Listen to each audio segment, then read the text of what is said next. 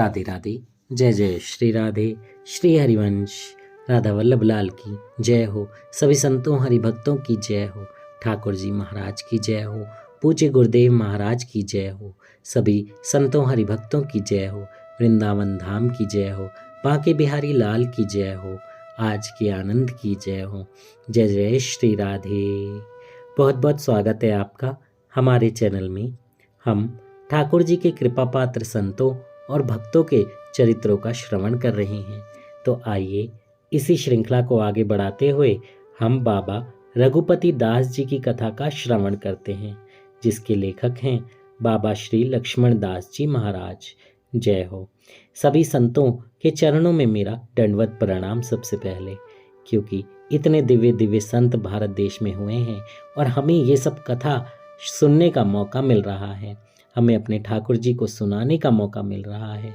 इस देह से ये सारे काम हो पा रहे हैं, ये बस और बस ठाकुर जी की कृपा है, राधा रानी की कृपा है, पूज्य गुरुदेव की कृपा है। उनके चरणों में दंडवत प्रणाम करते हुए हम बस उनसे यही प्रार्थना करें कि हे ठाकुर जी, हे ठाकुराइन, हे मेरे गुरुदेव, हमसे बस ये सेवाएं होती रहें, लाडली लाल की कृपा हम पर बनी रहे और हम ऐसे ही आपकी सेवा में लगे रहें। जय हो। तो आइए कथा शुरू करते हैं। केवल कुछ दिनों की बात है। उत्तर प्रदेश के बलिया जनपद के केवरा गांव में बाबा रघुपति दास ने जन्म लिया। उनके पिता का नाम रामहित और माता का नाम अलहंती देवी था। दोनों भगवत भक्त थे, अतएव उनके बालक गोपी पर उनकी सरलता और भक्ति का सुंदर प्रभाव पड़ा। उनके मन में वैराग्य और संसार के प्रति अनासक्ति का उदय हो आया। उन्होंने मिल्ठी मठिया के स्वामी जी श्री बच्चू बाबा जी से दीक्षा ले ली और वे मस्त होकर भजन करने लगे। धीरे धीरे उनके तन और मन दोनों पर भगवान की भक्ति का अमिट रंग चढ़ने लगा। उनकी शारीरिक कांति अत्यंत दिव्य थी। वे भजन करते करते कभी विह्वल हो जाते, कभी रो पड़ते, तो कभी प्रेम उन्माद में मतवाले हो उठते। उनकी सरलता और तपों में जीवन से लोग अधिकाधिक संख्या में उनकी ओर आकृष्ट होने लगे। एक समय वे चबूतरे पर स्नान कर रहे थे। स्नान अधूरा ही था कि सहसा दौड़कर कूद पड़े, फिर लौट पड़े, झूम झूम कर हंसने लगे। लोगों ने उनको पागल समझा, पर बाद में उन्होंने स्वयं बताया कि मेरे सामने एक दिव्य मूर्ति प्रकट और अदृश्य होती रहती थी।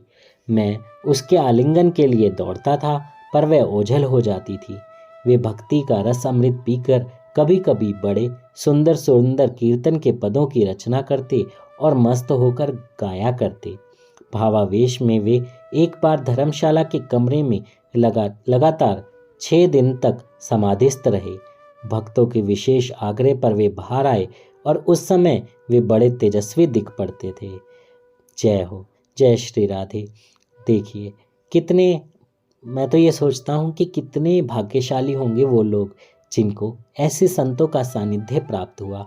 ऐसे संतों का सानिध्य प्राप्त होना आजकल बहुत मुश्किल है और आने वाले समय में तो और मुश्किल हो जाएगा, क्योंकि माया अपना प्रभाव इतना प्रबल करती जाएगी कि कलयुग में बहुत बहुत दुख देखने को मिलेगा। जल्दी से नाम जप करके ठाकुर जी के चरणों में जगह बनाइए।